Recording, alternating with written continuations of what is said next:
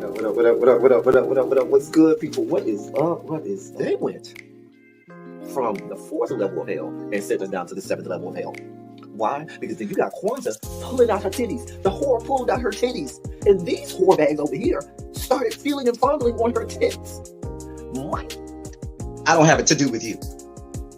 Girl, you can go over there, rant and rave. Girl, you can shake all your rainbow bright hair all you want, dear one. I'm not doing this. I'm not doing this with you, dear one. I'm not doing this with you, dear one. I don't have nothing to do with you, and I'm done. Baby, you can scream my name from the rooftops from now till Jesus come back. I'm done after this. Introduced to Tick's meat. Do you see what I see?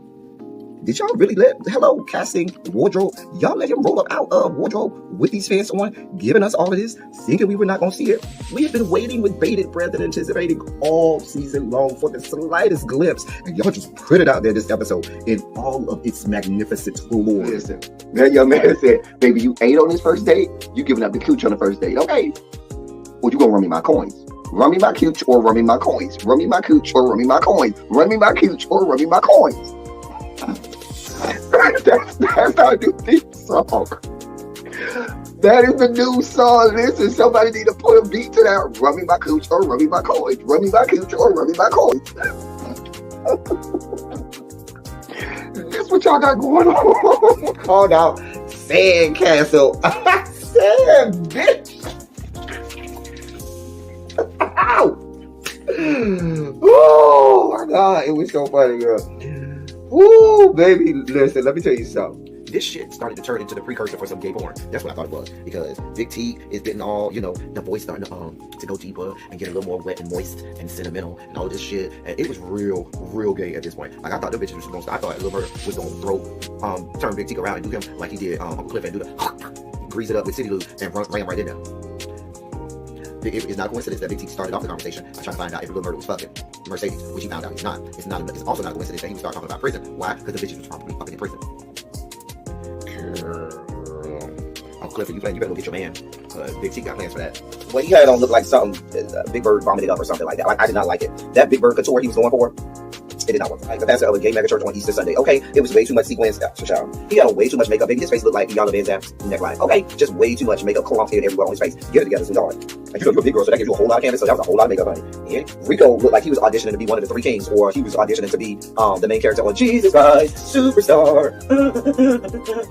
Girl, Wayne, did you have on a blue thong or a blue G-string or something? If you did, I want to see. Can I see? Hit me up in my DMs. I do want to see if you have a blue thong or a blue, jock strap or something like that. I'd love to see it too. Anyway, but I liked it with the turtleneck. Now, Troy.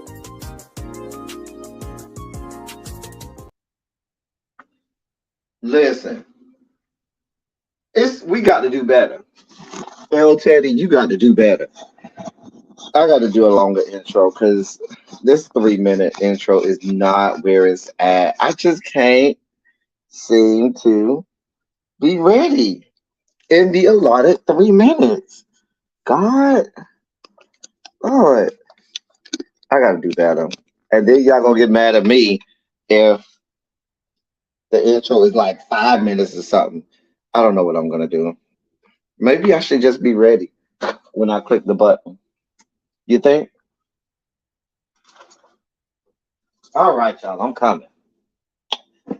All right. Let's do this.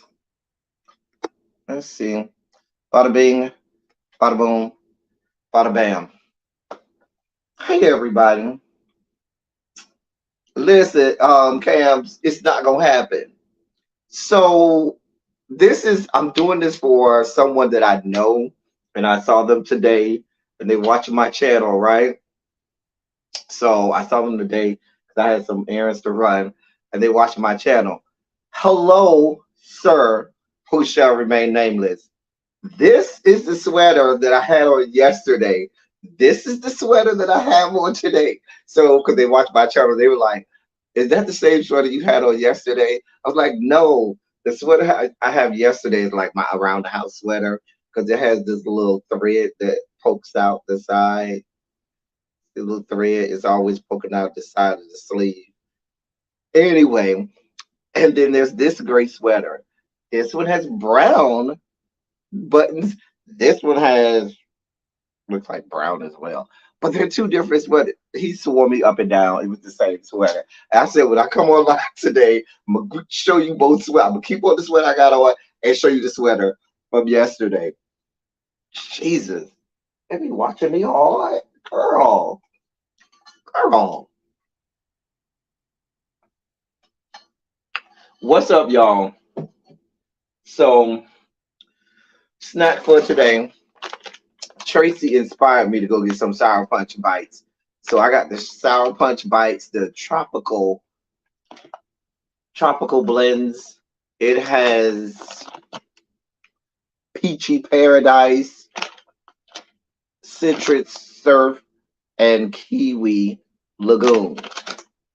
Snack for today. So open those. Anyway, what's up, y'all? We're here. Let me say hey to y'all. Oh, that's good. Oh, let me close this up because that could be dangerous. Oh.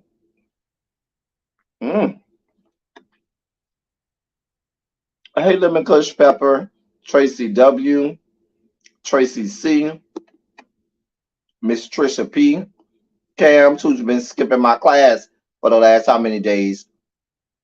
For the last how many weeks? God. And Volvo. Hey, Cookie. Can one of the mods let the mod squad chat know we're live? Or the members only chat, I should say. Let them know we're live. So,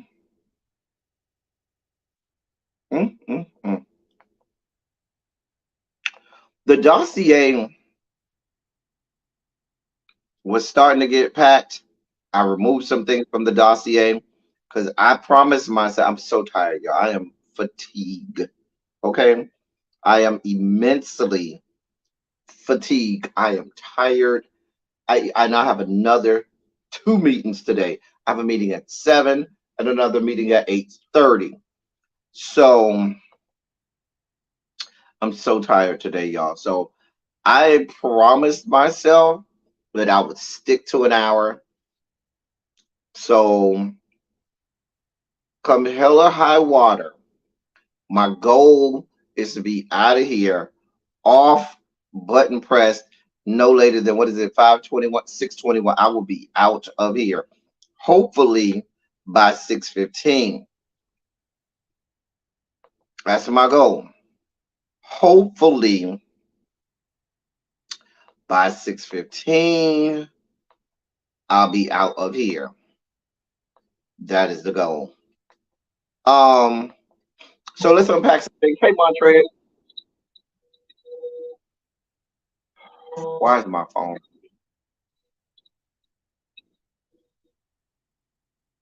I'll have to call them back.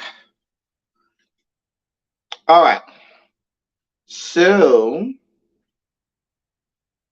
let's enter.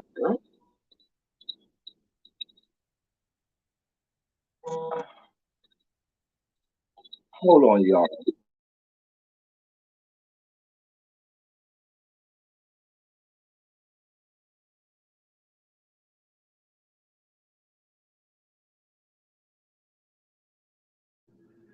Sorry about that. Anyway, so there are some things that we want to talk about and unpack. We'll end with good news, okay? So that's the thing. We will end with good news. So that's yeah, that's the thing. So let's start with the big story of the day. Hey Jason, what's good, bro? Let's start with the big story of the day. Y'all's boy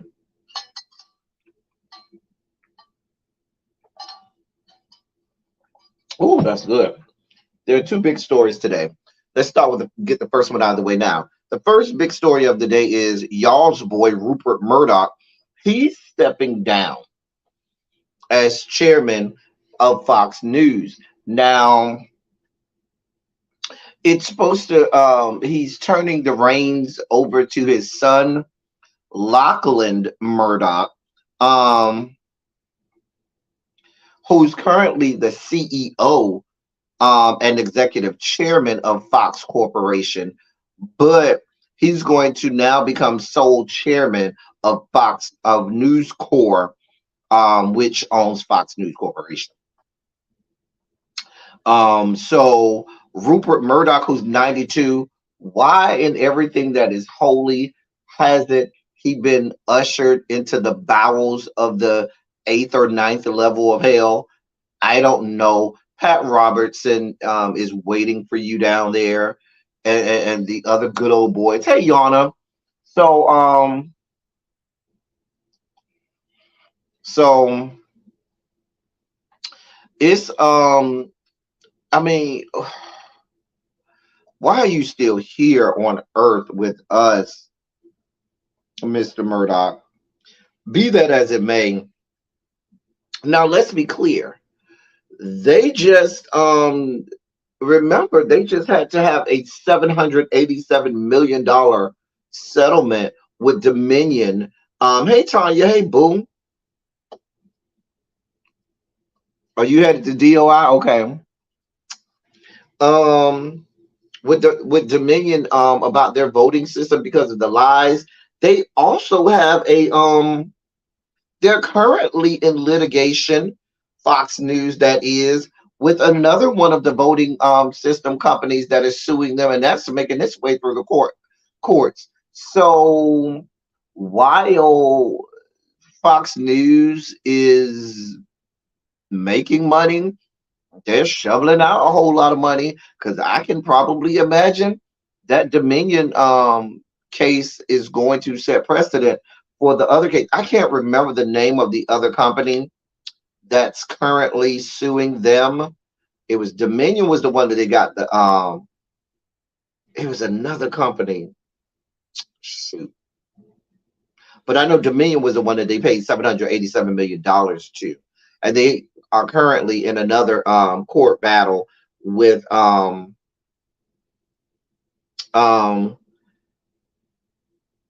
with another company over the lies that they said about their voting machines and so forth. They fired Tuckums. Shout out to Joy Reid. But I mean, it's still more the same. You got Megan Kelly over there with her level brand of fuckery. Sean Hannity is still over there. Is Janine Pirro still over there with her whacked out ass? Because that bitch is whacked the fuck out. Thank you, So Jeff. Smartmatic. Thank you so much, So Jeff. But remember, Janine Pirro, that bitch is certifiable. And I think she's still over there with her level brand of fuckery. Like it's just a whole fucking dumpster fire over there.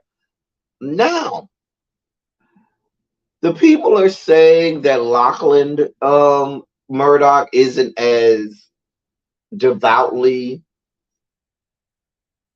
ultra right conservative as his father, and that he may not, be doing, have the same take on everything. But I don't believe any parts of that. If it ain't making dollars, it don't make sense. And so I don't see them ditching their ultra conservative ways or getting away from the, what's gotten them to where they are today, which is being, you know, which is being the linchpin for all things conservative talk, conspiracy theories, racist bigotry, and any other, facet of the human spectrum that nobody wants any parts of. So Janine Pirro is still there. She's fucking insane. Like the bitch is insane. I don't even the shit that she spews out of her mouth is it's dangerous. That's the best word that I could use for it. It's fucking dangerous. Like you could watch 5 minutes of her and your brain will start oozing out of your ear. Anyway, the man is worth billions. His son is worth billions. I don't suspect there to be any change in the programming over there. It will be business as usual. Um, I, I told y'all after Tuckham's left that nothing was going to change. And has anything changed?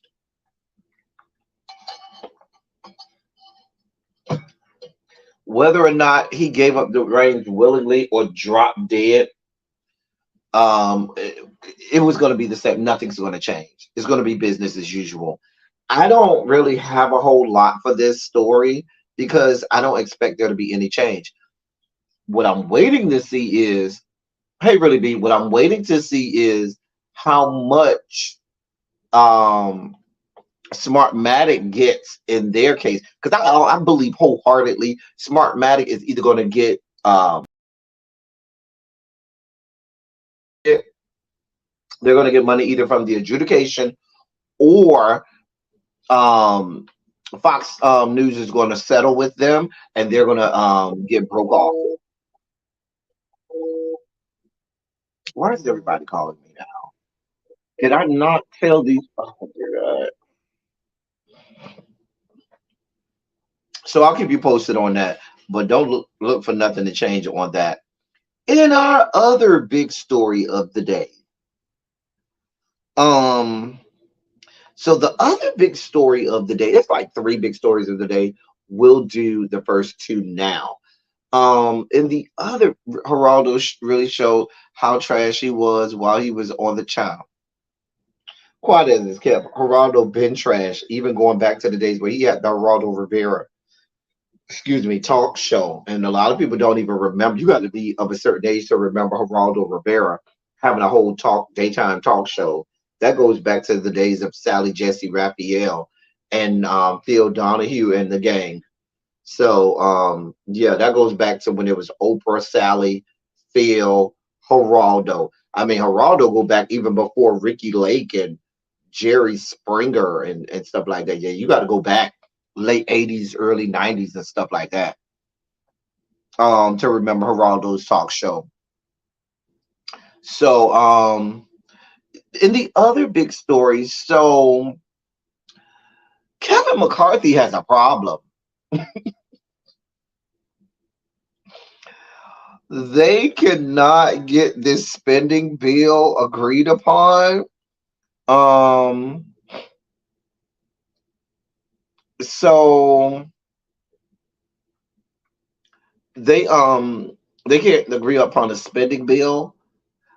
Tracy, what happened? Tracy, we still are in mourning for you. We had praying hands in the chat for you yesterday because we know you're still in mourning about your booth and Tory Lanez and him being in jail and that awkward mugshot yesterday. And we know that the whole second half of the live yesterday you weren't on, and we know that you were in the bed in the fetal position, rocking back and forward, crying your eyeballs out. And we're still holding you up and uplifting you in prayer, Tracy Chappelle. We're here for you. We are here for you.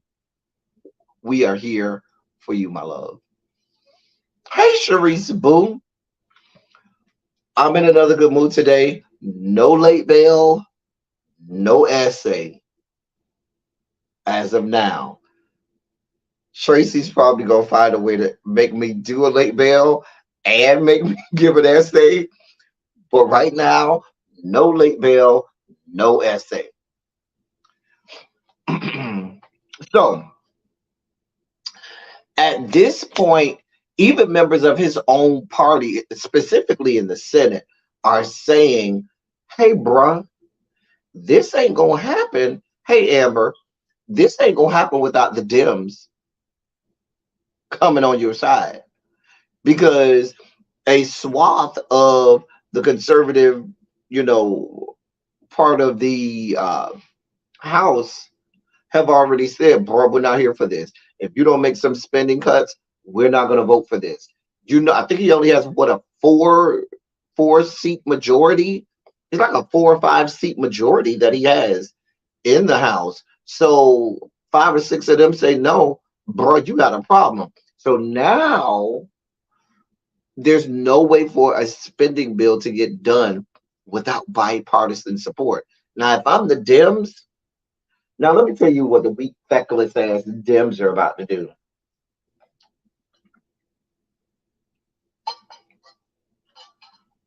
Because Kevin McCarthy is not going to go across the aisle to negotiate with them. And oh God, don't do that, Tracy. Oh, that's gonna make Jason happy too. Shout out to the members of Hey China White. Thank you, China White. Thank you so much. Hey Amber. Tracy, I'm not doing this with you. Anyway, so what Kevin McCarthy's going to do is Kevin McCarthy's going to wait till the last minute. Now they have to avoid. They have until October 1st to avoid a government shutdown. October 1st is Sunday after next. Okay, so Kevin McCarthy is going to wait till Saturday to try to negotiate with the Dems, which is going to leave the Dems in a position where y'all got to either right, really be. We knew this, which is going to put the Dems in an awkward position because he's going to say, well, I'm trying to negotiate with the Dems in good faith.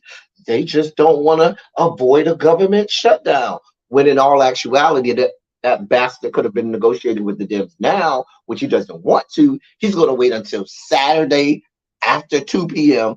to say, oh, let me walk over to Hakeem Jeffries' office and talk about negotiating the Dems siding with him, which is going to put the ball in the Dems' hand, make them look like they're the bad guys. But see, if I'm the Dems, I'm playing hardball. If we got to have a whole shutdown, we're going to have it. You go over there and negotiate with those terrorists on your side. You didn't want no parts of us before. Don't have no parts of us now, okay? See, go talk to your own people over there. Hey, Symmetry. I don't think. Last time I checked, they weren't heading home. I doubt they head home before October. The October 1st headline. Hey, Sean Kinsey. So listen, let's be clear. The feckless. I fully expect the feckless ass Dems to fall in line. And you took the words right out my mouth, so Jeff. They're gonna fucking fold. Kevin McCarthy ain't trying to hit no parts of the Dems right now. He's gonna go the rest of this week into the weekend, all next week. The Republicans are they already proved that they're gonna hold the line. They don't give a shit. The Republicans that don't want no parts of Kevin McCarthy at this point, they're not gonna move. They're not gonna budge. Kevin McCarthy is going to wait till September 30th at 2 p.m. or later, which is a fucking Saturday, mind you, and roll on over to Hakeem Jeffries' office. Shout out to my frat brother, Hakeem Jeffries, and say, oh, it's time for us to have some bipartisan agreement on this spending bill. And the Dems are going to acquiesce and coalesce to the demands of these goddamn terrorists on the right. Because at this point, that's all I can call the Republican Party. A bunch of fucking terrorists. Now, see, if you're smart Dems, here's what you say to that young man. You already have your negotiating pieces written out now.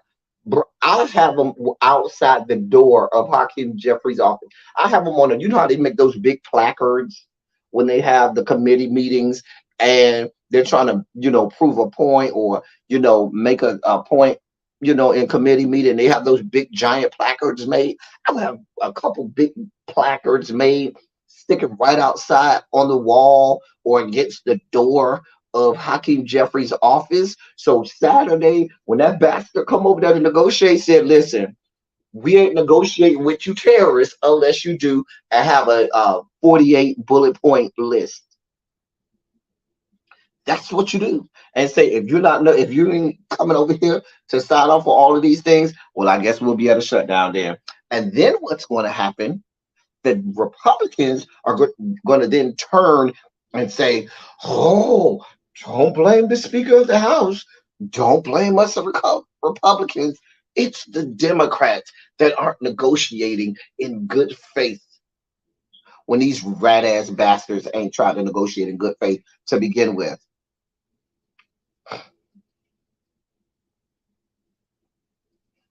You're right, Sean Kinsey. He's not Nancy Pelosi. He's not, but we'll see. I want him to be better than Nancy, though. I want him to be better than Nancy. But I just really hope that the Democrats, because see, here's what you do, Democrats. I don't even wait till next week, Saturday. I would be in front of every press camera I can right now saying, listen, if Kevin McCarthy is coming over here to try to negotiate with us, here's what we need. If he ain't trying to do all of these things, it's a non-negotiable. He need to go back over there and talk to his party because they're the ones in power. And if we have a government shutdown, let the record show we already presented this bastard with what we're willing to compromise on or negotiate on in good faith. And if we have a shutdown, it's their fault, not ours. They're over there infighting. The inmates are running the asylum over there. The tail is wagging the dog over there. Don't look at the... See, you have to get in front of this stuff. You have to get in front of it. But they're not going to get in front of it. They're just going to sit back and expect that, they're going to be reactive instead of being proactive. They're going to be reactive instead of proactive. And then when you're reactive, now you leave the narrative up to the person that's coming to you. I'm telling you how this is going to work. I'm telling you exactly how this is going to go. Mark my words. Today is September 21st, 2023. Mark my words. This is how this is going to go. Next week, write it down. Etch it in stone. You'll see it. But yeah, because the Republicans have already said we want no. There's a good swath of the Freedom Caucus and those MAGA Republicans over there in the Yeehaw Junction, known as the Republican Party, that want no parts of. I fully suspect that sometime in the near future, somebody's going to put on the floor the motion to vacate the speakership. So we can go through that whole tired old thing once again, where they're taking, 868 votes to find the Speaker of the House. It's about to be. Congress, at least the lower chamber, is a goddamn shit show. I told you, the lower chamber of Congress is Yeehaw Junction. You have some of the worst derelicts of society over there that put on a suit and they give a lapel pin, and now they think that they're, God's gift to this world. And it's nothing but fucking Yeehaw Junction over there with some of them, a bunch of goddamn inbreeds and degenerates over there.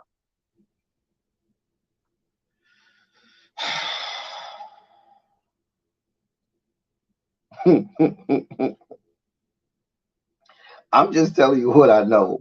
It's a goddamn mess. Hey, Xavier. It's literally 25 Republicans in the House that are willing to burn everything down. They are, Kim. They are ready to burn the whole shit down. We'll just get another look. They don't care.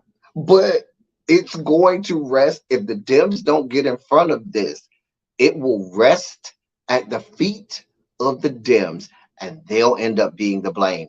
Y'all need to get in front of this now. Y'all need to get in front of this now. Just like, our third big story, we'll keep our third big story for last.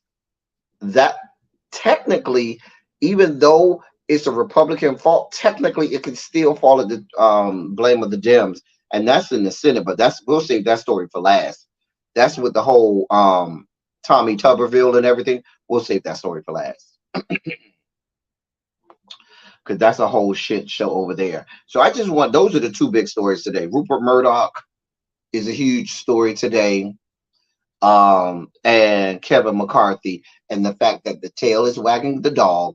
The inmates are running the asylum, and a whole swath of the Republican Party in the lower chamber is holding the country hostage. Mm.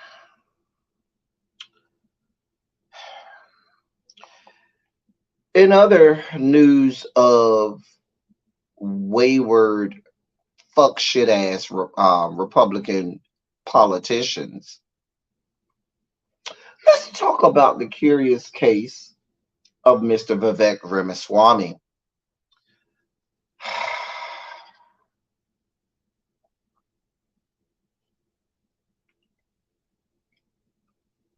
What are we gonna do with him?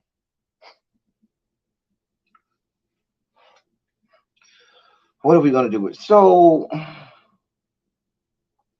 y'all's boy Vivek? We talked about Vivek. We talked about Vivek about what was that, about 2 weeks ago, maybe. Somewhere around there, about 2 weeks ago. We talked about him when he called himself going at our girl Ayanna Presley. Now y'all know we are here for the squad. We stand for and stand with the squad. And if you remember, for those people who were not here, he said that she was basically the grand wizard of the modern day Ku Klux Klan. He said that about a black woman in 2023 and thought that it would just be okay. Some other things that he has said, he said that the United States education system is a, quote, modern ghetto system, end quote. He also said that the American government pays women in inner cities to be single. Let me say that again for you. He said that y'all's American government pays women in inner cities to be single.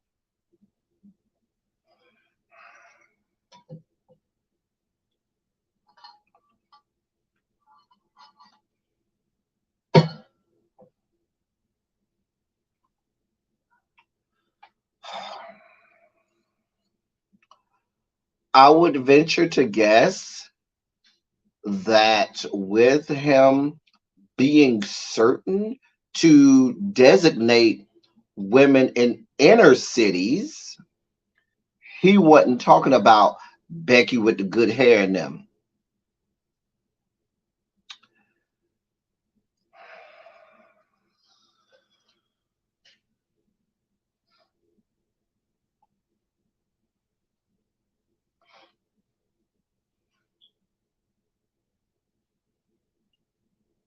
This is the same man that when he announced his nomination had the unmitigated gall to quote Dr. King in his speech that he gave to announce his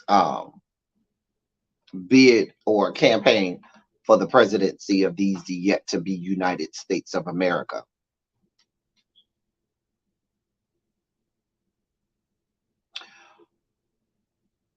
According to I'm just telling you what the man said. The man said that a sitting member of the House of Representatives, a black woman, was a modern grand wizard of the modern Ku Klux Klan. He said that the United States education system is a quote modern ghetto system. I'm assuming that he was referencing black um people, Hispanic people, and other minorities when he talked about this ghetto system. He also said that the American government pays women in the inner city, pays women in inner cities to be single. Oh yeah, don't forget there was the whole firing of our good sister, Miss Donna Iman Chanel Dupree Davenport, Donica Iman Lemon.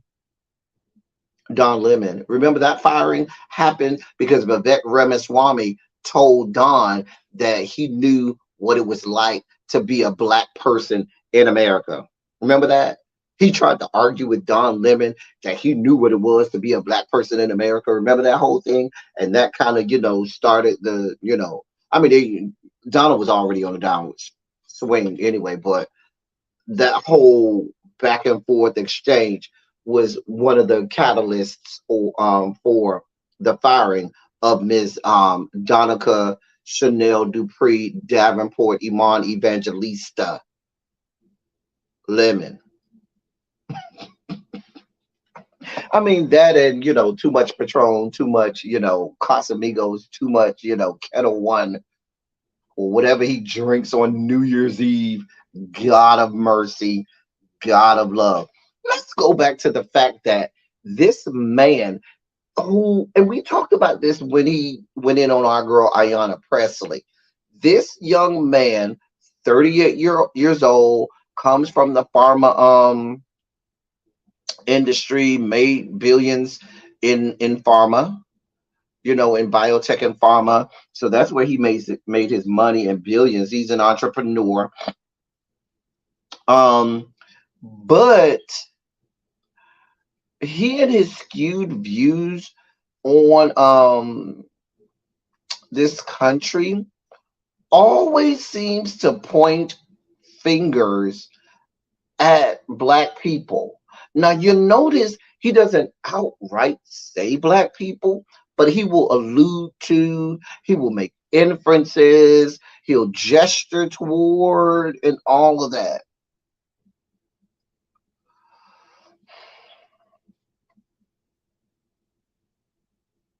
I'm just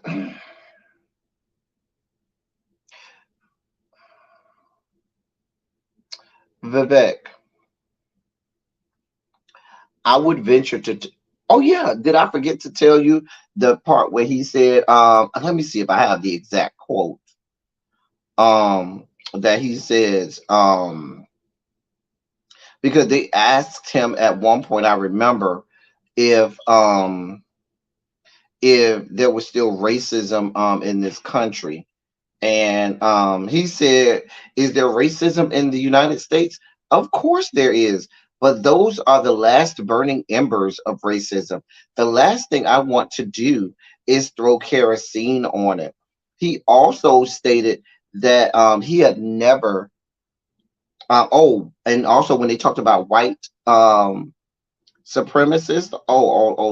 Let me give you his quote on white supremacy. Because this is what we have going on. Hold on, let me find it. Hold on. Where's it at? Where's it at? Okay. When he was asked about white supremacy being on the rise, he said, I'm sure the boogeyman white supremacist exists somewhere in America. I've just never met him. Never seen one. Never met one in my life, right? Maybe I'll meet a unicorn sooner, and maybe those exist too. End quote. So he sounds to me like one of these people that lived in this bubble where you are insulated from a lot of things, or you believe that you're insulated, because a lot of these minorities that are in this bubble believe that they're insulated, believe they have this mantle of white privilege and breastplate of white supremacy of their own, because they become insulated in this bubble that they have, probably, coming from money and all of that stuff. And so I've never experienced that. All the while it's happening around you, to you, and around you, but you just are oblivious to it because you believe that you're one of the boys, one of the gang. You are accepted, not knowing that you've been the butt of their jokes from the entire time you've been there, and you don't even realize it because you're so insulated, and so you're so you try so hard to reject the notion that any of that could be possible, because I have money. I come from wealth. I'm in the same spaces as they are. So certainly there can't be any of that going on. All the while, you're not even seeing the forest for the trees, what's happening around you. And that's the problem with Vivek Ramaswamy. He's just as insidious as y'all's former president, Ronald Reagan. Remember Ronald Reagan talking about the welfare queens and stuff like that? Some of the rhetoric that this young man has said is just as bad, and some of it even worse.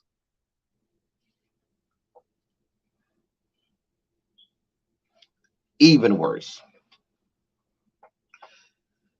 Vivek Ramaswamy is dangerous. His idea, he doesn't have any clue or understanding of anything in that world. We will leave you to biotech and pharma. You can go over there and create the newest drug that finds the cure for cancer, and we will applaud you, sir. But politics, have you heard some of his theories on foreign policy? Have you heard some of his notions on what he wants to do when he becomes president? He doesn't. Let's be clear. If you didn't carry a sign saying I'm Vivek Ramaswamy, you just walk down the street, your ass would be discriminated against. You would have all types of racism happen to you. And for you to expect us to believe that in your 38 years of life, you've never experienced racism as an Indian American person, you're dreaming. And I don't care how much money you come from, you're just lying on purpose, intentionally lying, just to placate to a base of people who are going to do nothing but be racist and bigoted towards you and discriminate against you. If you think that there's an ice cube's chance in hell of you ever seeing 1600s Pennsylvania Avenue, outside of being a guest on a tour, or maybe having who's ever in the Oval Office allow you to come in there, you're dreaming. I would venture to tell you, you may have, and this is not fair, and it shouldn't be this way, but you may even have problems even getting on a plane outside of your own private jet to get there. Because let's be clear, they discriminate on our Indian American and Middle Eastern and Semitic Americans all the time. All the time. Ask any of them the last time they went to fly on an airplane, what they experienced. You got a lot of goddamn nerve. A lot. But that's what we have. People have a lot of money. They feel like they can do anything, say anything, and there are no repercussions for that. You out here thinking that you're cool, quoting Eminem and all of this other stupid ass shit. You're a fucking clown. You're a fucking clown. I don't want to know that my politician can quote Eminem. I don't want to know that my president can do pull-ups or whatever he was doing the other day. If you know them, fine. If you could do the pull-ups, great, but that ain't what I'm looking to you for, sir. I'm looking to see what your policies are, and your policies are awful. Your policies sounds like somebody that took a fourth or fifth grade civics class came up with.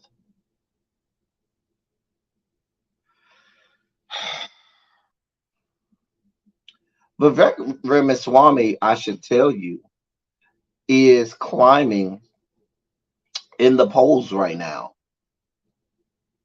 He's looking to unseat um, Governor Death Sentence as the number two candidate. What all of them are banking on, all of the the Republicans that are vying for the Republican nomination are banking on Fannie Willis, Letitia James, Governor, the judge over in DC, something to stick and land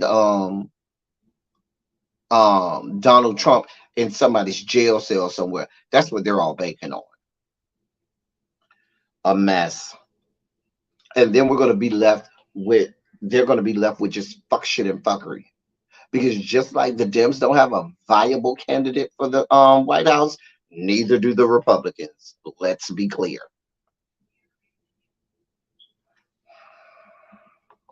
Let me move on. Ladies and gentlemen, it's time. Ladies and gentlemen, non-binary gender conforming members of our audience, it is now time for your Sugar Spike segment.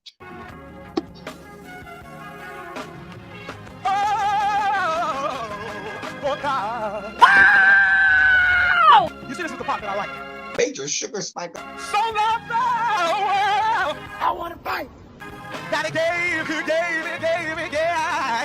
his only begotten son. Major Sugar Spike. And shall ever believe. Major Sugar Spike. They shall not perish, but have everlasting life. Taste the biscuit. Jesus! I wish somebody help me.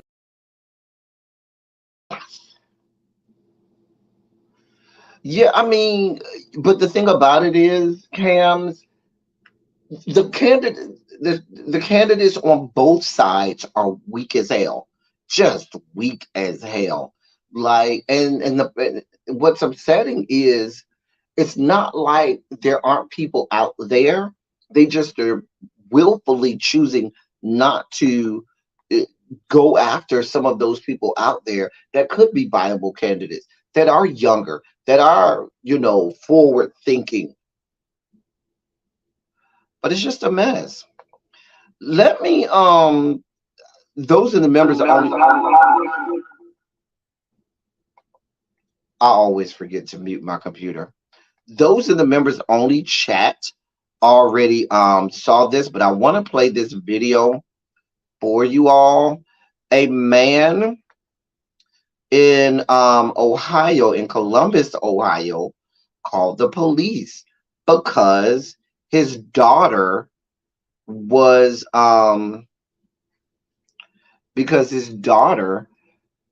some grown-ass man would have got his daughter's number, and his daughter the man was sending his daughter it's new pictures and stuff. Like, the man was sexing, I should say, his daughter, who's 11 years old. And of course, like a lot of kids, they get attention from somebody older. It excites them. And okay, Cams, okay, we'll see you in the members only chat. Thank you for being here. But the man was trying to get his daughter to send him pictures, and he was successful at getting his daughter to send him pictures. So the daughter sent the man pictures of herself in various stages of undress. I believe she sent him, nudes or whatnot. And The dad finds out. Dad calls the police. Okay. Dad calls the police, and here is what happens when he calls the police. Let me share my screen.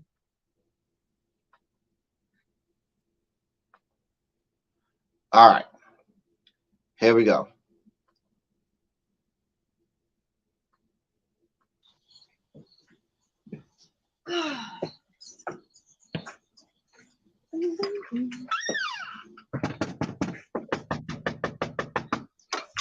Not going.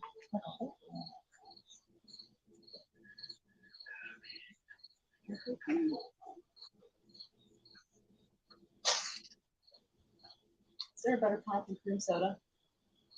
Pop? Yeah. Mm, No. I don't know. Nice crispy Sprite could be. Oh, you know what? I just thought Sprite. I haven't done Sprite since I was like a kid. Good that you say that. Mind you, this is after midnight, No, I lied to you. Did you ever see that Sprite challenge? and he called them at 6 o'clock The bottle Sprite transfer. at 6 p.m. Hi. Yeah, she's in bed now. She's already asleep. Well, it still happened though, Yeah, right? yeah. I just the whole point. I just wanted you guys to come over and talk to her. I mean, I just want her to realize what this was. I mean, in reality, it's not much you guys probably can do about it, is it? I mean, she could probably get charged with child porn. Who she can? She's 11 years old. She's creating it, right? She's 11 years old. Doesn't matter. He's still making porn. No, she's not. She's being manipulated by a grown-ass adult on the Is she internet. taking pictures of? You guys have a nice evening. Okay. Thank you for coming. Are you serious? Have a nice evening.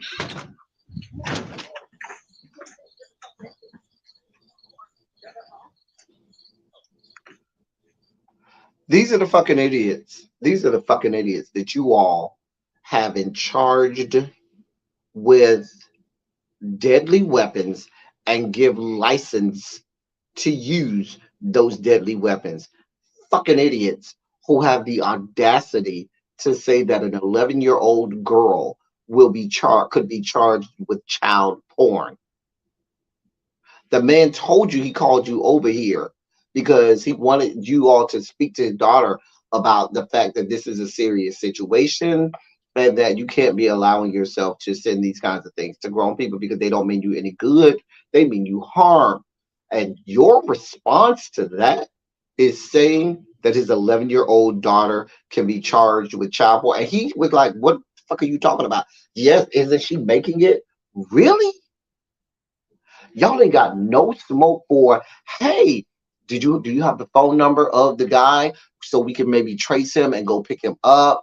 Did you get the number? Do you have a name? Can we get the picture so we can, have our detectives look into it so that we can go get this pedophile? None of that. You stupid ass fucktards. Ass clowns. Say, yeah, because your daughter can be charged with child porn. Really?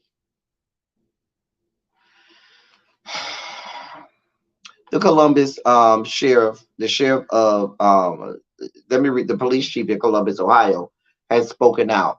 Let me read this. The police chief in Columbus, Ohio, is condemning an incident in which two police officers told a father his 11-year-old daughter could face child porn charges for sending images to a man online. Chief Elaine Bryant said as soon as the department learned of the incident captured on the doorbell camera video, it, quote, immediately reached out to the father to apologize and to assure him that this matter was fully investigated, both the actions of this officer and, more importantly, any crime committed against his child.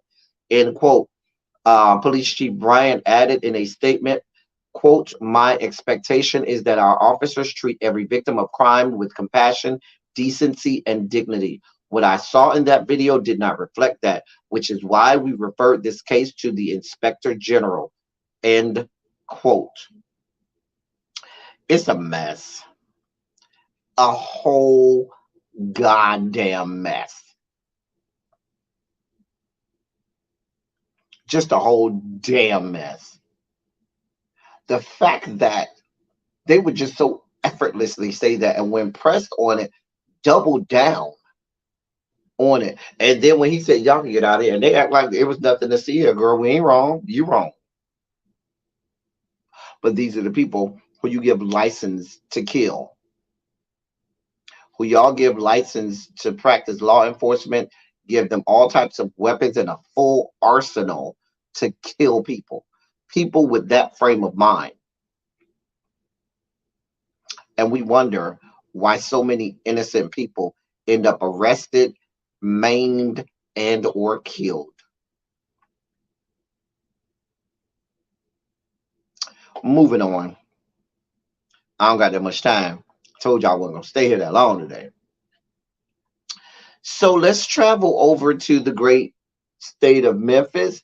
Oh yes, we're back in Memphis, great state of Tennessee. Oh yes, we're back in the great city of Memphis. Oh yes, because once again, police are doing bad things again in Shelby County, Memphis, Tennessee. Let's read this. 9 Memphis jail deputies have been indicted in the death of a black man who was having a psychotic episode and died in custody last fall after jailers punched, kicked, and kneeled on his back during a confrontation. That's according to the sheriff yesterday. Shelby County Sheriff Floyd Bonner, who oversees the jail where 33-year-old Gershon Freeman was beaten, disclosed the existence of the indictments during a news conference Wednesday, but declined to offer more details, including the names of the county jail deputies and the charges they face. The Associated Press was unable to obtain the indictments late Wednesday, but lawyers for Freeman's family in a wrongful death lawsuit against Bonner said the indictments were sealed. They declined to name the jailers and the charges, only saying that they are serious. Nashville District Attorney Glenn Funk released a video in March of Freeman at the Shelby County Jail. The video shows Freeman was beaten by at least 10 corrections officers on October 5th of 2022 after he ran naked from his cell. His attorneys say he was also struck with handcuffs, rings of jail keys, and pepper spray canisters.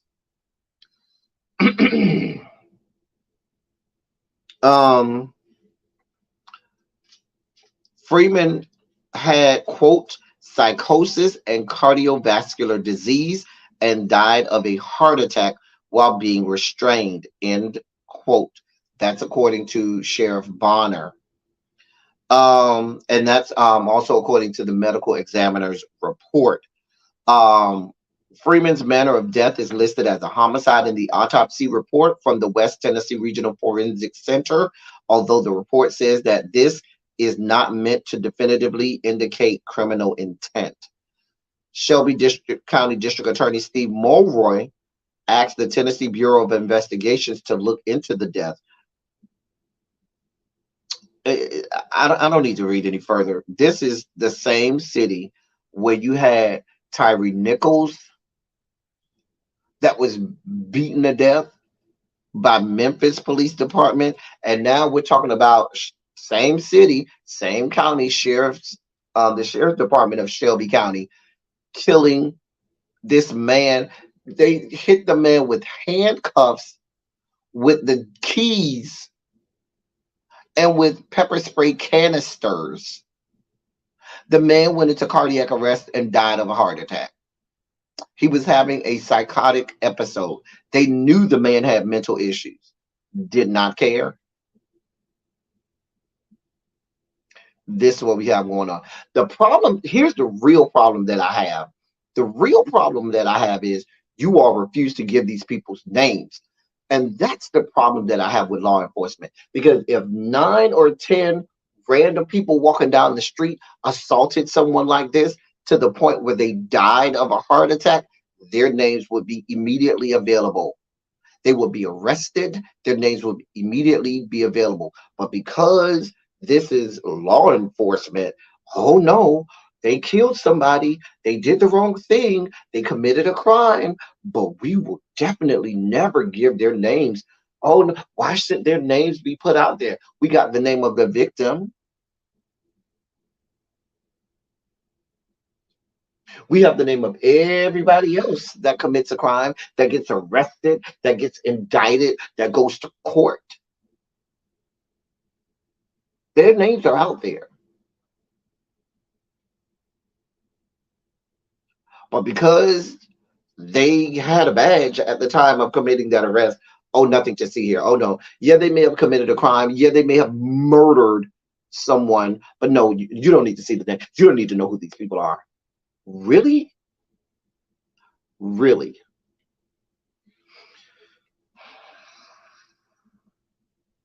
This is what we have going on. There is a video. I'm not going to show the video. It's if you want to see the video, of the name of the victim in this case is um Gershon Freeman. That's Gershun. Last name is Freeman, Freeman. His first name is Gershun. Last name is Freeman. So it's disturbing. It's disturbing. What Tracy said. Tracy said, "LT, did I tell you Bay wants to buy a farm outside of Memphis?" For what? Tracy, don't do it. Tell him no. I'm going to send him the this point of the y'all know we talk about Tennessee so much on this platform. Tennessee is the same state that's killing black men at reckless abandon. Tennessee doesn't even respect black politicians in their legislative chambers because they're trying to silence the Justin Pearson and Justin Jones. Remember them? They pretty much silenced them. This is the same state that was releasing medical records. Remember, we did the case where they were violating HIPAA with the state attorney's office. I'm sorry, the Attorney General of Tennessee was releasing medical records of anyone who worked for the state and or their children who had gender affirming surgery, so that people would know what their original name is and what their original gender was. And this is complete violation of HIPAA. This is what we got going on in the great state of Tennessee. They don't give a shit about you in Tennessee. Let's be clear. See, the problem is other states like the Floridas of the world, the Texases of the world, and some of these other places get more notoriety. They are about that life in Tennessee. They are absolutely about that life. If he want to get out of the city, it's a whole lot of other places he can go, but Tennessee ain't one of the places that he needs to go. Let's just be clear. Let's just be real clear. Because I do not want to read a story with you on there or the Bay on there. God.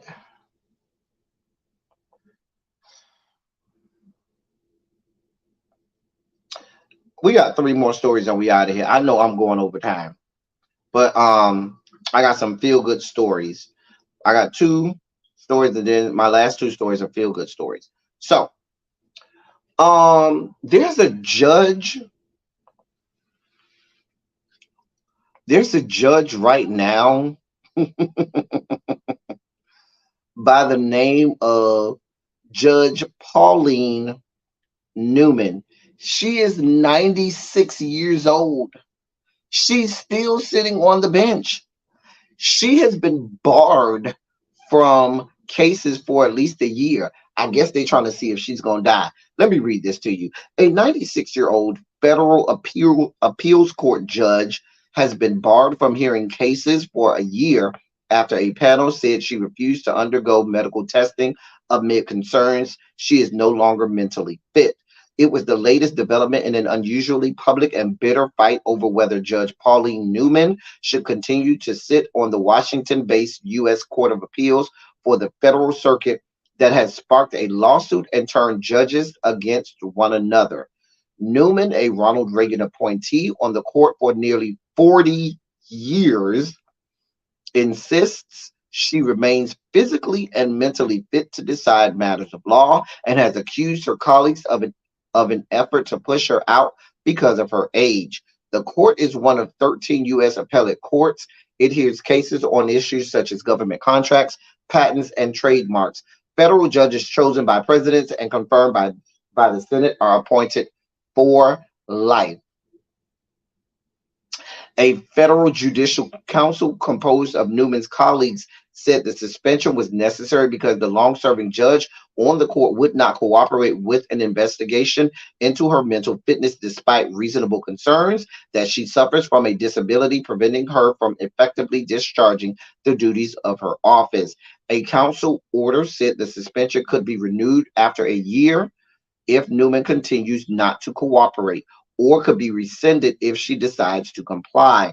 The decision suspended her from hearing cases, though there are no pending cases because she was already suspended since April amid the investigation, according to her attorney.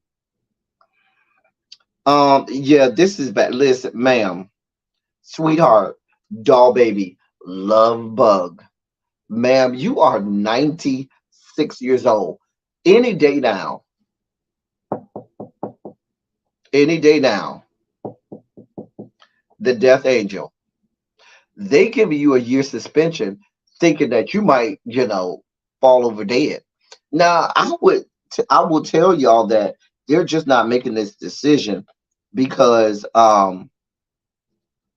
she is 96. They said that she has been having trouble recalling events, conversations, and information just days old, and having trouble comprehending basic information that court staff communicates to her. Um, so what do you want?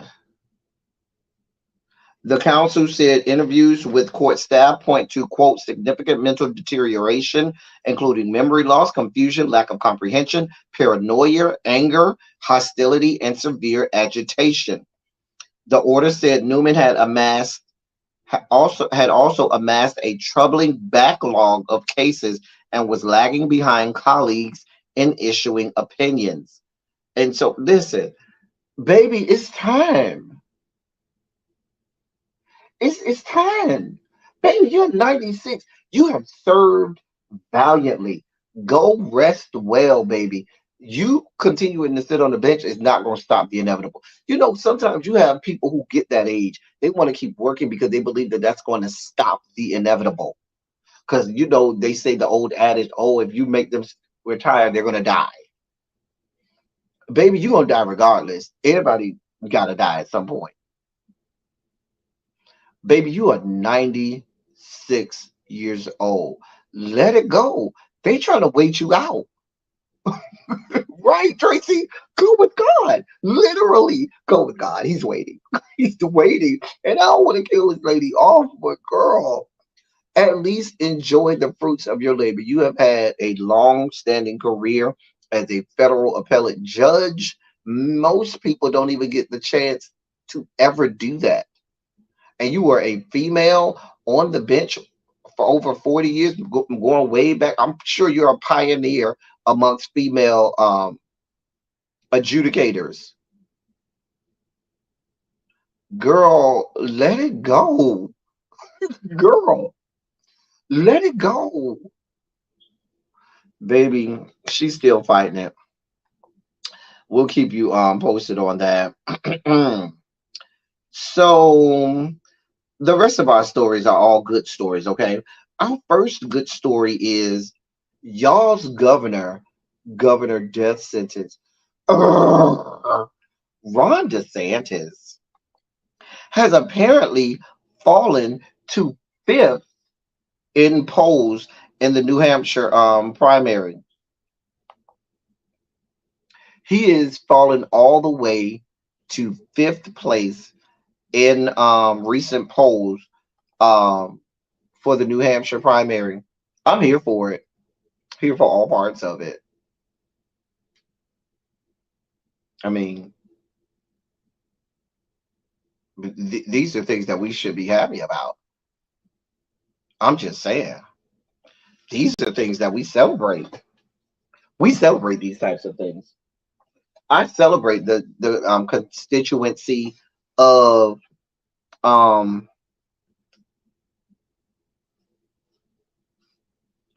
um the constituency of New Hampshire that has allowed him to fall to fifth. So you got Trump, Ramaswamy, Nikki Haley, Doug Christie, and then Governor Death Sentence. Let it go, Governor Death Sentence.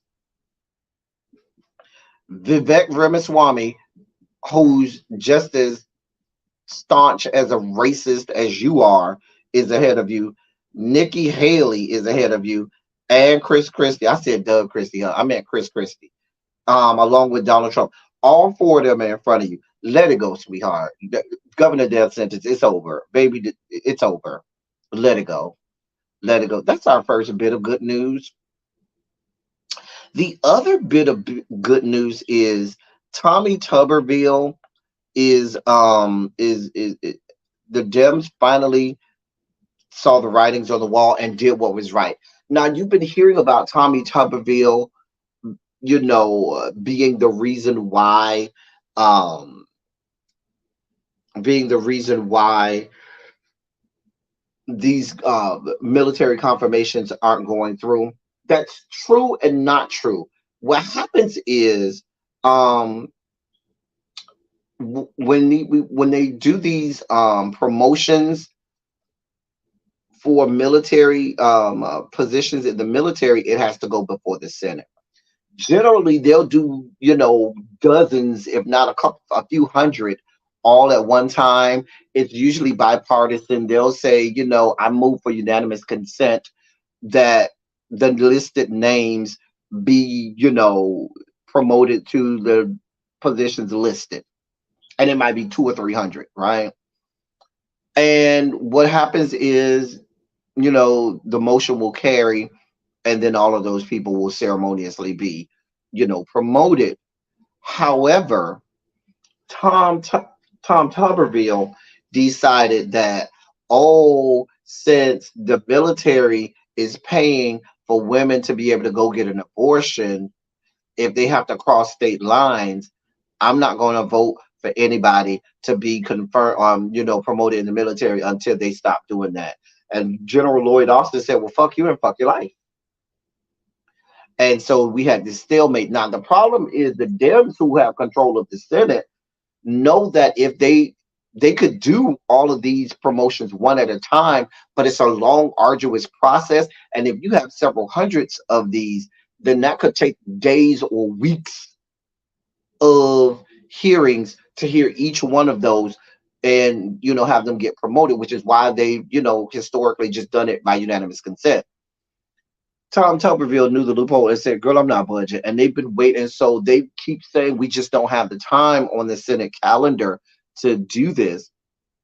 Well, this has been going on for months. We have not had a commandant for the United States Marines for at least half the year. We haven't had a um head of the Joint Chiefs of Staff for more than half a year. And the military, General Lloyd Austin, Secretary of Defense, I should say, Lloyd Austin, has been saying, "Listen, you put us at a disadvantage and make us vulnerable by us not having these people in these positions." Tommy Tuberville said he didn't give a shit. So the Dems finally acquiesced, and they started to, promote these people one at a time and go through here. And so they did like three big ones today. They did the commandant for the Marines. They did another position, which I can't think of right now. I think it was the head of the Air Force. And they also did the chair of the Joint Chiefs of Staff. Now, the chair of the Joint Chiefs of Staff basically is only his only superior is the Department of military superior, I should say, would be the Secretary of Defense, which is Lloyd Austin. So you got the Commander in Chief, the President, the Secretary of Defense, and then underneath of that you have the Chairman of the Joint Chiefs of Staffs. So for the first, so today they confirmed General Charles C.Q. Brown as the next chairman of the Joint Chiefs of Staff, which means that for the first time in United States history, the top two military positions will be, will be held by black people. You have Secretary of Defense Lloyd Austin, who's black, and now you have General C.Q. Brown, who will be chair of the Joint Chiefs of Staff. Um, so he's an Air Force general, and he is a black man. So shout out to them too. That is a monumental feat, but we're not sure yet what the Senate's going to do, if they're going to do each one, because they have over 300 nominees for these positions, and if they have to do them one by one, that could take, like they said, weeks, and they'll be backlogged in all of their committees and all of the other things that the Senate has to do. So we'll see. But Tommy Tuberville said he's not bending, and now they're going to have to start to do these things one at a time. This has been going on since like February. Just a mess. So that's good news. Did that. Okay. So in our last story, this is in politics, but I thought that you would find this amusing. It's not quite politics, but it will end on a good note. Bob Ross's first TV painting went on sale and sold for nearly $10 million. Well, I'm saying it's on sale. It's up for sale for almost $10 million. The first picture that Bob Ross painted on television, you know Bob Ross, Joy of Painting, Afro white man, who's everybody's, the nice guy, Bob Ross, who always painted the little forests and stuff. He's been dead. How long? Bob Ross been dead almost 30 years. Bob Ross died when, like, mid-90s. I remember when he died. It's like 95 or 96 or something like that. But his first ever painting, I used to watch Bob Ross on PBS. I was an avid PBS watcher as a child. Like, I was glued to PBS as a little boy. PBS was must see TV. Like, I would watch PBS to watch, if I could, to watch the watch the orchestras, the operas, and all of that kind of stuff. Child, we was here for all of it. Anyway, so that's our feel good story of the day. Bob Ross painting up for sale for $10 million. You got $10 million, you could have that in your house. I'm sure it'll go for higher than that. I'm almost certain it'll go for higher than that. Anyway, we're about to get out of here. I think is Really Be live already. Because I'm about to send y'all over there if she is live already. I know I had owed y'all a politics of it all, and I apologize that it had been so long since I did one, but we're here. So we knocked down a politics of it all today, and I'm trying not to go as long without one. I'll try not to go as long without doing one in the future. Let me try to send y'all over there if my internet will act right. Come on.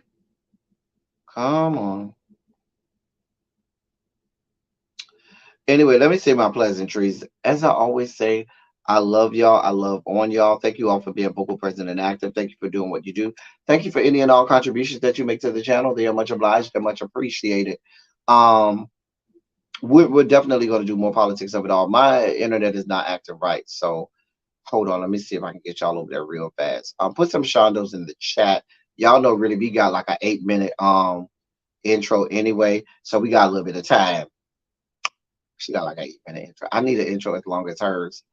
Yeah, my internet is acting up, so I'm just going to end now. And y'all can go over there. Y'all know how to find her. Until next time, that's all I got for you. I will be in town this weekend for Silly Saturday, so look for Silly Saturday this weekend. I have an idea for a live tomorrow, but I'm gonna see if my I'm gonna see if I can pull it together for tomorrow. But we definitely will be here for Silly Saturday. That's all I got for y'all. Until next time, thank y'all for coming. Y'all drive safely and out.